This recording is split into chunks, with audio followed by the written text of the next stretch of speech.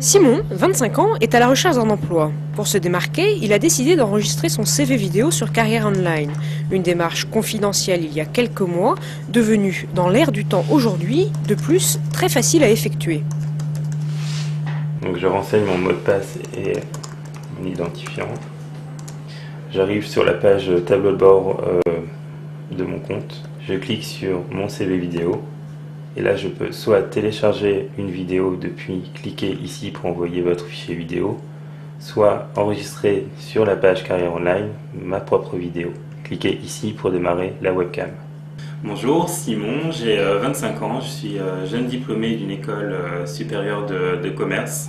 Après un long stage au sein d'un éditeur de logiciels, je cherche un emploi en tant que chef de produit en marketing.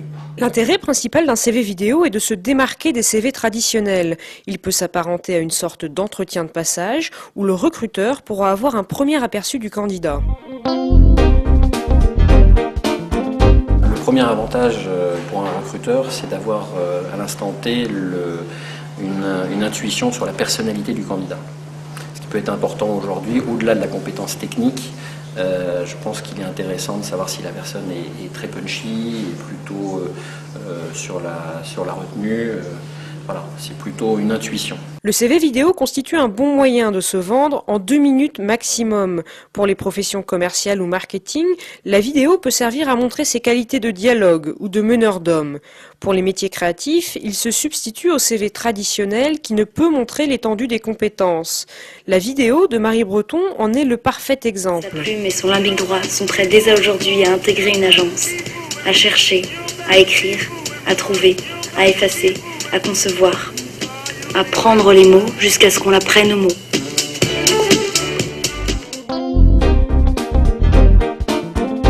La jeune femme qui avait cette vidéo créative, mouvante, originale, a eu tout de suite un job.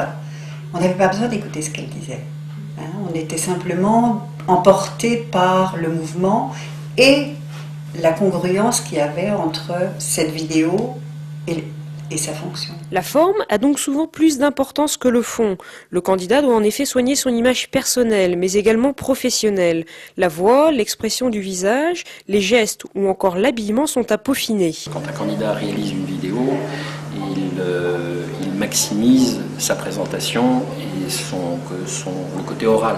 Donc effectivement, il va parler de ses compétences, mais il va mettre son image en jeu. Il faut faire attention d'avoir effectivement l'image du job que l'on cherche, se poser la question de savoir aussi quelle est sa cible et correspondre et à la fonction et à la cible qui nous intéresse. Bonjour, je m'appelle Nathalie Bouillot.